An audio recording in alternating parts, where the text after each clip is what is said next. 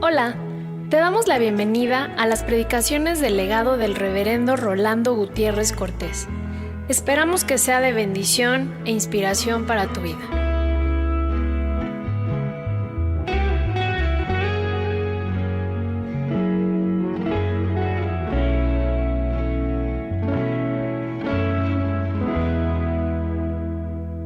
Capítulo 4 de los Hechos de los Apóstoles, un pasaje acerca de Pedro, el apóstol del Señor.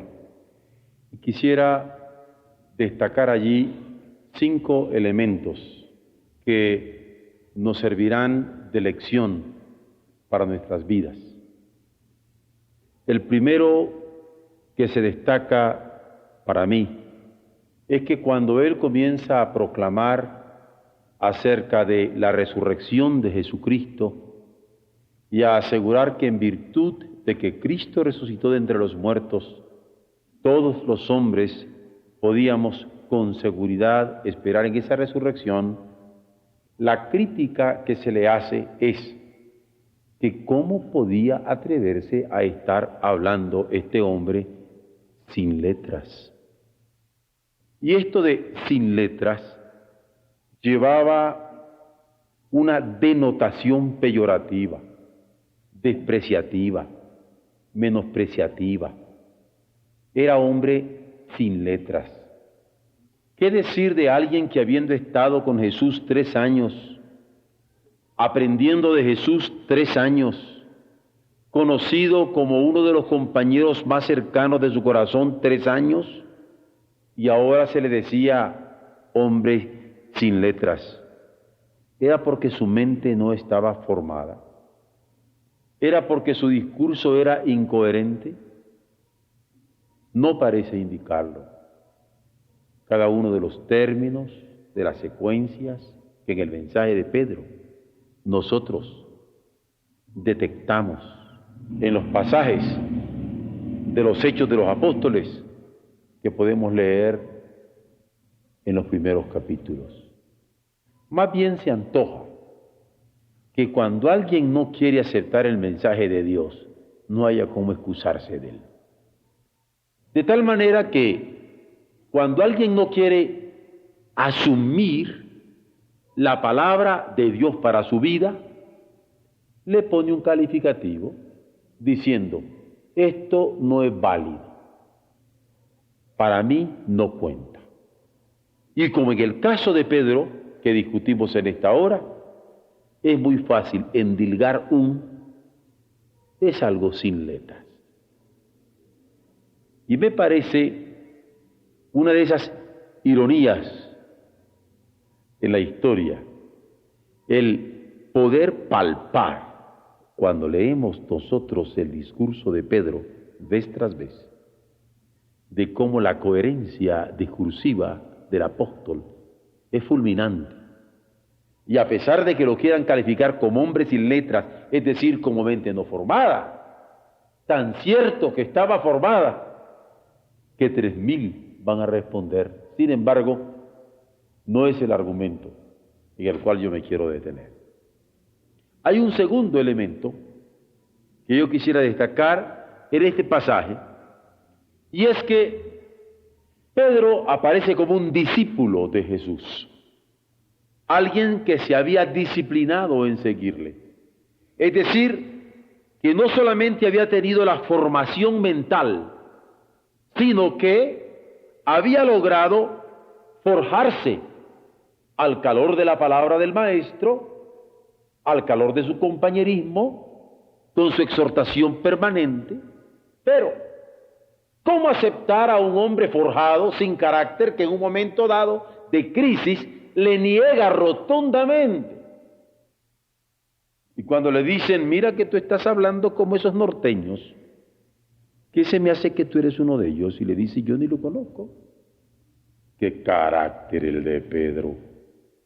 Sin embargo, se destaca en los evangelios que esta negación afectó el impacto.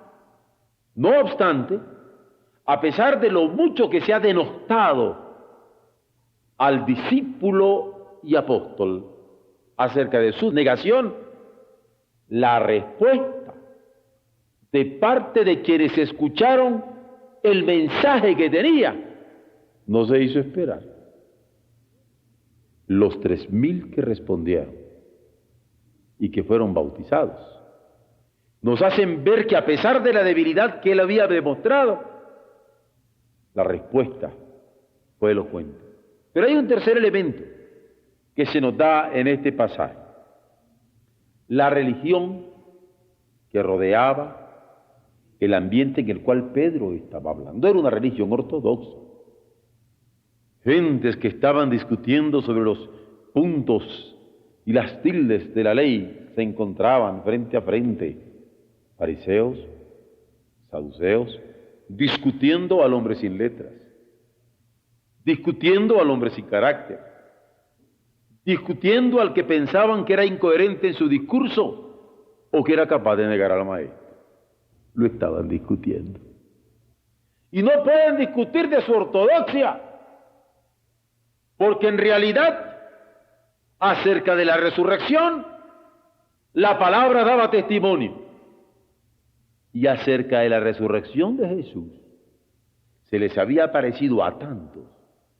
Y ahora se estaba manifestando de forma tan palpable a través de la unción del Espíritu Santo en medio de ellos, que ninguno podía negarlos, máximo en este momento cuando estaba levantando a alguien sobre sus pies, sanándole.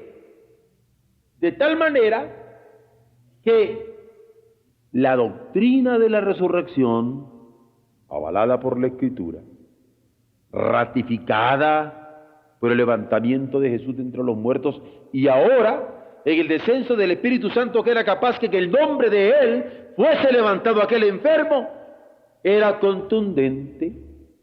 Y así vemos que el apóstol Pedro, que podría haber sido puesto en duda en cuanto a su discipulado, porque no tuvo la disciplina de saber sostenerse a la hora de la persecución de Jesús, lo hallamos como alguien a quien tampoco podían avergonzar, porque su doctrina no era de acuerdo a las Escrituras, no era de acuerdo al testimonio histórico de un Jesús que se había levantado de los muertos, mucho menos acerca de un testimonio histórico como el que estaban viendo en esos momentos de un hombre que se levantaba de una parálisis y que estaba siendo puesto sobre sus pies, mostrando que el poder de Dios era actuante e indubitable. Pero hay un cuarto elemento, y es una vida sanada.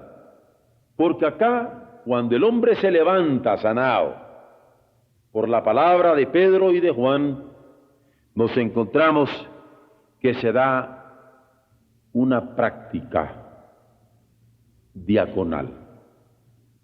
La fe se ponía en práctica, pero no solamente se ponía en práctica en sentido activista, servía a quien le necesitaba. Allí estaba un paralítico que podía ser levantado en el nombre de Jesús. Y la palabra y el discipulado y la ortodoxia se hacen sensibles. Y una vida necesitada, débil, es llenada y fortalecida y levantada con el poder de Dios. Pero por último, me gustaría hacer notar lo que para mí es más importante: un corazón lleno del Espíritu Santo. Y es que ¿de qué me sirve a mí una mente bien formada y que yo apareciera como hombre de letras? ¿De qué me sirve a mí un carácter forjado que jamás llegaría a negar al maestro? ¿De qué me serviría a mí una ortodoxia religiosa? ¿O de qué me serviría a mí una vida útil y práctica y servicial sin un corazón lleno?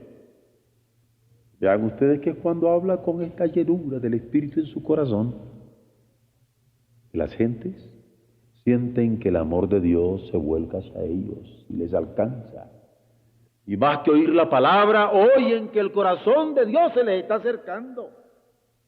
Y más que escuchar la palabra de Él, que podrían poner en duda, ante el impacto de la gracia del Señor, no pueden menos que rendirse.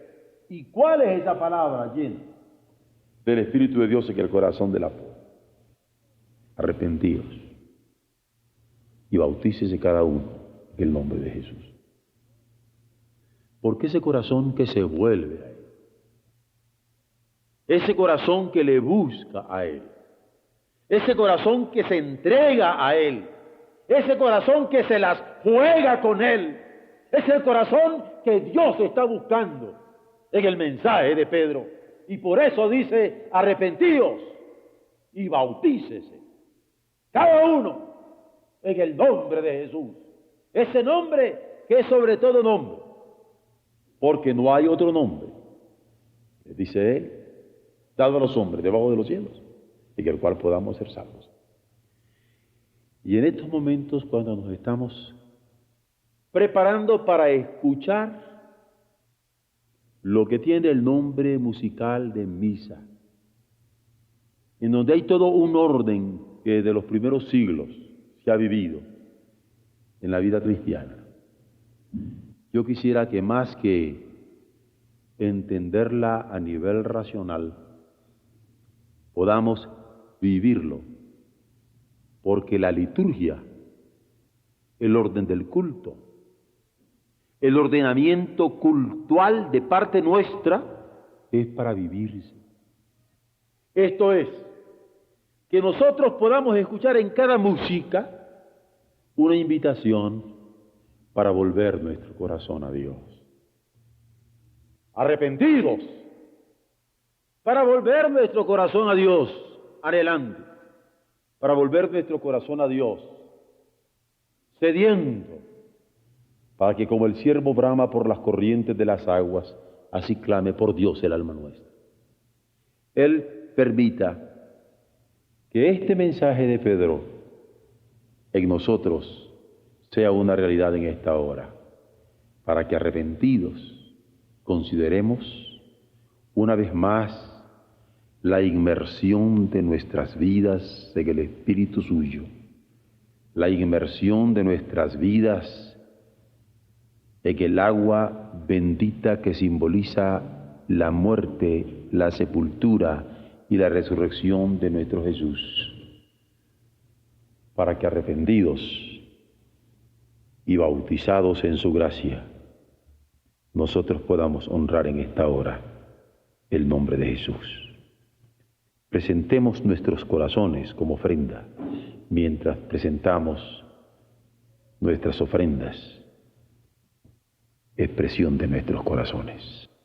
Amén.